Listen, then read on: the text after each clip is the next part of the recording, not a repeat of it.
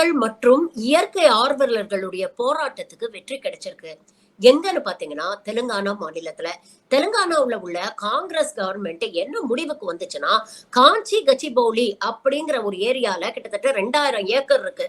அதுல ஒரு 4000 ஏக்கரை அவங்க ஆக்ஷன் பண்ணலாம் அப்படிங்கிற ஒரு முடிவுக்கு வந்திருந்தாங்க. ஆனா அங்க இயற்கை வளம் அதிகமாக இருக்கக்கூடியதால அத ஒரு ஈகோ பார்க்கா கன்வெர்ட் பண்ணணும். இந்த நிலத்தை ஆக்ஷன் பண்ணக்கூடாதுன்னு அங்க இருக்கக்கூடிய யுனிவர்சிட்டி ஆஃப் ஹைதராபாத் கேம்பஸை சேர்ந்த ஸ்டூடெண்ட்ஸும் இயற்கை ஆர்வலர்களும் கடுமையான போராட்டத்துல ஈடுபட்டாங்க. தொடர் போராட்டத்துக்கு இன்று அரசாங்கம் செவிசாய்த்திருக்கிறது. இந்த ஐடியாவை அப்படியே டிராப் பண்ணிடுறோம். மொத்தமா இருக்கக்கூடிய அந்த 2000 ஏக்கரையும் ஒரு ஈகோ பார்க்கா நாங்க கன்வெர்ட் பண்ணிடுறோம் அப்படின்னு தெலுங்கானா அரசாங்கம் அறிவித்திருக்கிறது. இதுதாங்க மக்கள் போராட்டத்துக்கான சக்தி. மக்கள் நியாயமான கோரிக்கைகளுக்காக போராடும் போது அதை உணர்ந்து அதை ஏற்றுக்கொண்டு அவர்களுக்கு செவி சாய்ப்பதுதான் ஒரு நல்ல அரசாங்கத்துக்கு அழகு.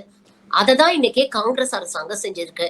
ஆனா இதற்கு நேர் எதிராக மக்களுடைய எதிர்காலத்து மீதோ இல்ல இந்த மண்ணின் எதிர்காலத்து மீதோ கொஞ்சம் கூட அக்கறை இல்லாத பாஜக அரசு சத்தீஸ்கர்ல என்ன பண்ணிட்டு இருக்கு அப்படிங்கறத இந்த வீடியோல பாருங்க.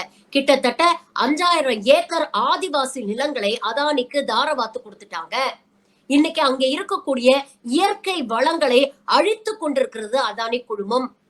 இது பத்தி தொடர்ந்து அங்க இருக்கக்கூடிய ஆதிவாசிகள் தொடர் போராட்டத்துல ஈடுபட்டாலும் அதானியும் அதை கண்டுக்கிறதா தெரியல, பாஜக அரசும் செவி சாய்க்கிறதா தெரியல. எவ்வளவு பெரிய ஒரு இயற்கை வளத்தை ஒரு கார்பரேட்டுக்காக அழிக்குது இந்த அரசு அப்படிங்கிறத பாருங்க. இதுதாங்க காங்கிரஸ் அரசுக்கும் பாஜக அரசுக்கும் இருக்கக்கூடிய வித்தியாசம். 2 அரசுமே பர்ஃபெக்ட் கிடையாது. ஆனால் தவறு செய்யும் பொழுது மக்கள் அதை எதிர்த்து குரல் கொடுக்கும் பொழுது அதை உணர்ந்து பின்வாங்குகிறது காங்கிரஸ் அரசு. ஆனா மக்களை பத்தி எந்த கவலையும் படையாம நான் பிடிச்ச முயலுக்கு 3 கால் அப்படின்னு பிடிவாதம் பிடிக்கிறது தான் பாசிச அரசு.